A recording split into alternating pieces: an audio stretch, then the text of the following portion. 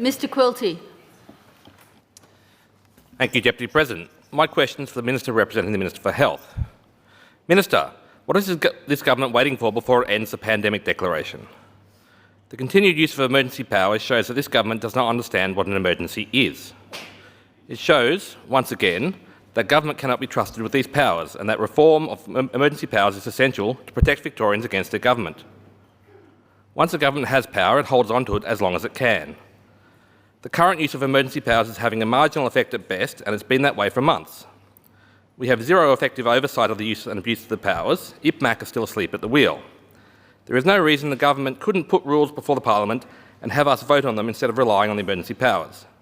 It's time to end the pandemic declaration and go back to government as normal. Minister Tini.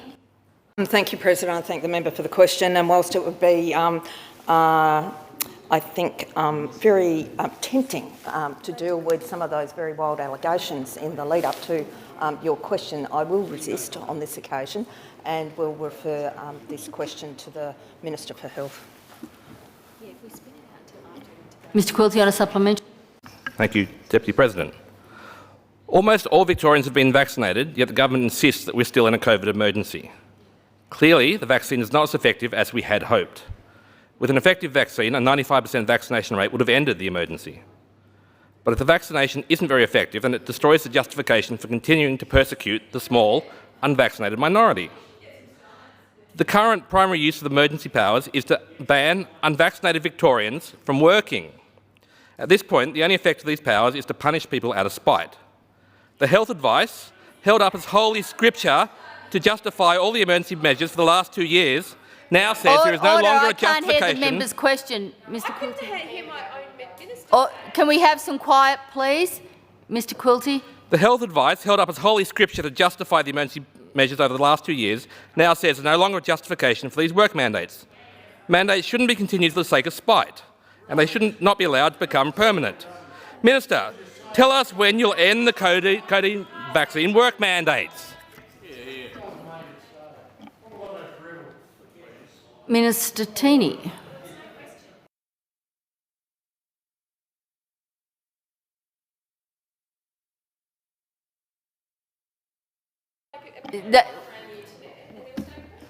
I interrupted his question to try and quieten people down. I didn't notice the clock run out, so Mr Quilty did ask his question.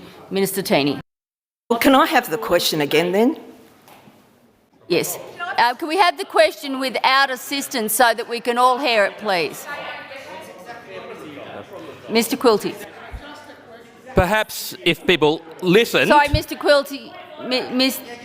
Minister Pulford on a point of order.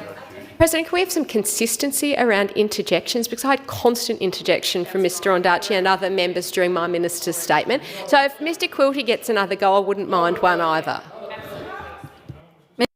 To rephrase his question. Perhaps if people listened, they would hear the question. Minister, tell us when you will end the COVID vaccine work mandates. Ms Shing on a point of order. Acting President, you were asked through Minister Pulford to actually rule on a point of order that she has raised. You haven't done so, and I'd ask that perhaps you turn your attention to that before Mr Quilty gets back to his question.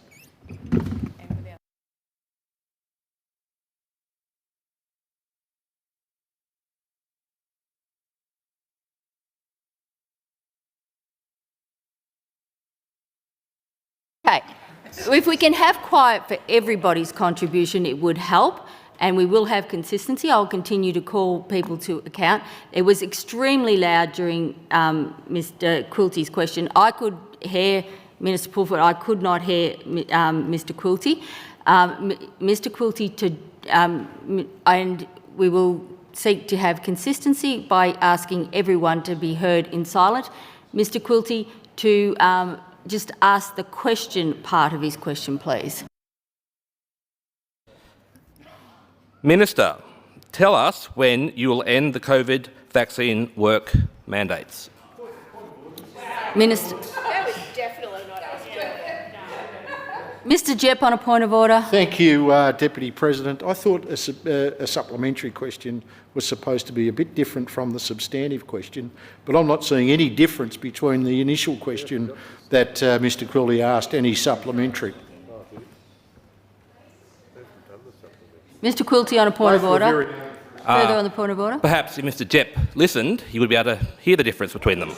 Apparently not. So the questions have to be related, and they do seem to be related. So, Minister Teeny. Well, they are related in not just one, not just twice, but triple wild allegation doses before you actually get to a question. But given that you finally did get to a question, the answer is I will refer it to the Minister for Health.